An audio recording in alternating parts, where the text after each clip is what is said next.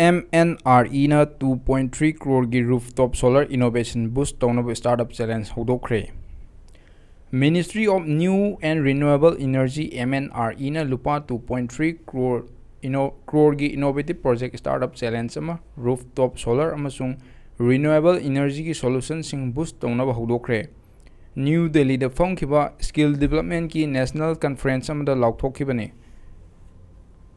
Masigi challenge asi MNRE na implement tawbani aduga National Institute of Solar Energy amasung Startup India na support tawbani.